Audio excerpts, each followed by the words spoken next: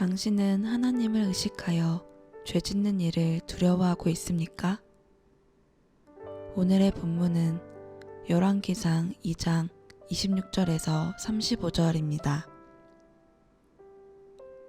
말씀 살펴보기. 제사장 아비아달에게 왕이 말했습니다. 내 고향 아나돗으로 돌아가거라. 너는 죽어야 마땅하지만 내가 지금은 너를 죽이지 않을 것이다. 내가 내 아버지 다윗 앞에서 주 여호와의 궤를 메어 옮겼고 내 아버지의 고난의 때에 함께했기 때문이다. 솔로몬은 아비아달을 여호와의 제사장직에서 내쫓았습니다. 이렇게 해서 여호와께서 엘리의 집안에 관해 실로에서 하신 말씀이 이뤄졌습니다. 이 소식이 요압에게도 전해졌습니다. 그는 압살롬 때는 반역에 가담하지 않았지만 아도니아 때는 가담했습니다. 요압은 여호와의 장막으로 도망쳐 제단의 뿔을 잡았습니다.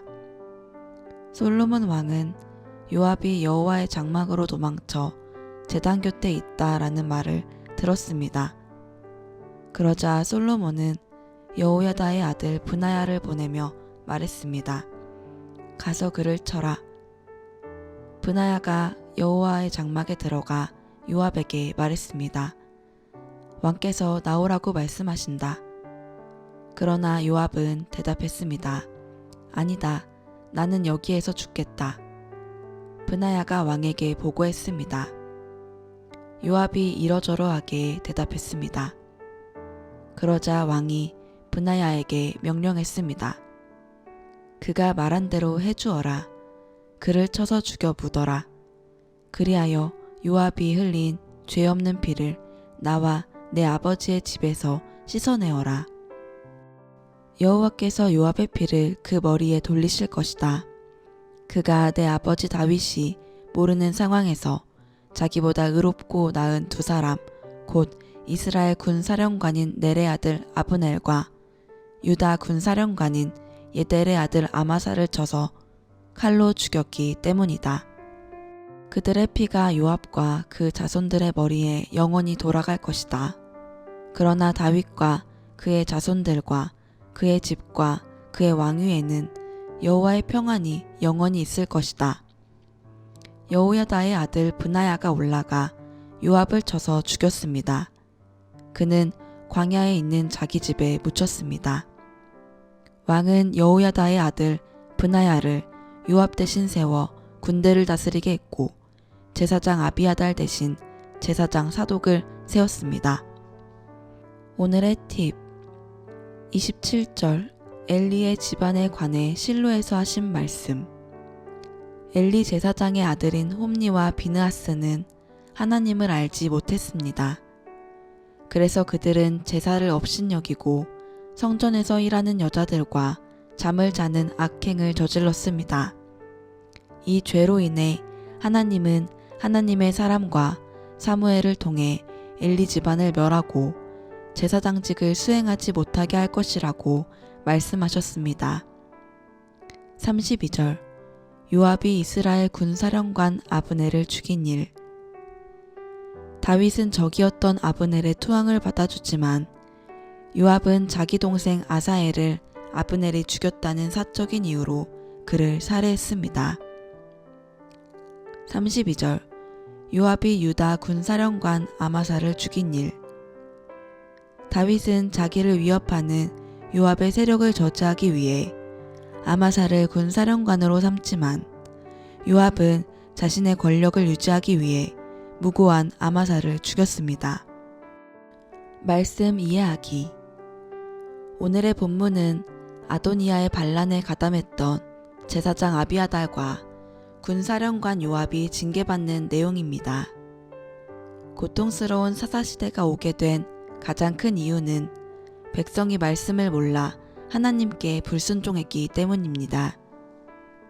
백성이 하나님의 말씀을 몰랐던 이유는 말씀을 가르쳐야 하는 제사장이 타락했기 때문입니다. 사사시대 말기 당시 제사장은 엘리와 그의 아들 홈니와 비느하스였습니다. 그들은 여호와를 의식하지 않았고 거리낌 없이 죄를 지었습니다. 그 결과로 여호와께서 직접 말씀하시는 일이 드물었고 이상도 많지 않았습니다. 하나님께서는 엘리에게 선지자를 보내 나를 존중하는 사람을 내가 존중할 것이고 나를 멸시하는 사람들을 나도 멸시할 것이다 라고 말씀하신 후 엘리 가문을 모두 죽이고 제사장직을 수행하지 못하게 할 것이라고 선언하셨습니다. 오늘 본문에서 아비아달이 제사장직에서 쫓겨난 일은 엘리 집안을 향한 하나님의 예언이 성취된 것입니다. 고통스러운 사사시대를 끝내고 다윗과 솔로몬을 통해 하나님 나라가 회복되고 있는 시점에서 고통의 원인이었던 엘리 집안에 대한 하나님의 징계가 성취되는 일은 온전한 회복이 이루어지는 과정에서 꼭 필요한 일입니다.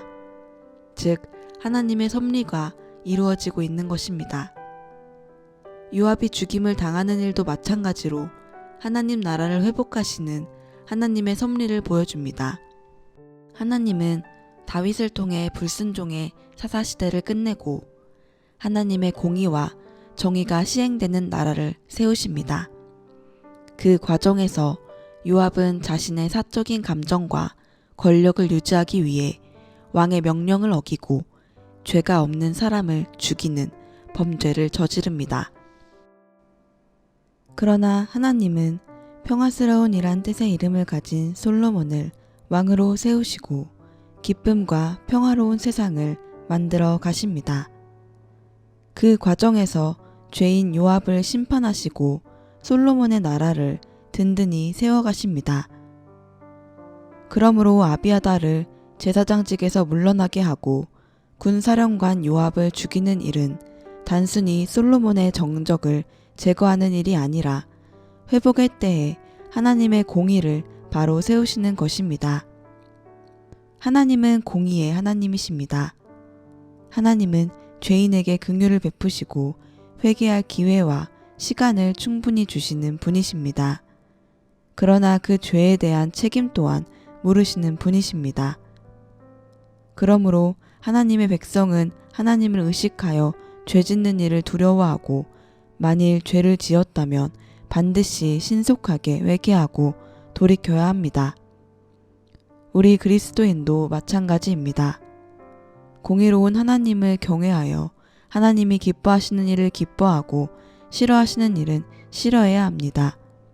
죄를 미워하고 만일 죄를 지었다면 신속하고 철저하게 회개하고 돌이켜야 합니다. 우리는 하나님의 섭리 가운데서 멸망하는 자가 아닌 하나님의 섭리에 참여하여 하나님의 나라를 이루는 사람이 되어야 합니다. 말씀 따라 살아가기. 하나님을 경외함으로 하나님이 기뻐하시는 일이 무엇인지 찾아 적극 행하고 하나님이 싫어하시는 일이 무엇인지 발견하고 그 일에서 속히 떠나세요. 말씀대로 기도하기. 모든 그리스도인이 불의한 이익을 위해 거짓을 행하지 않고 하나님을 경외함으로 정직하게 경제활동을 하도록 함께 기도합시다.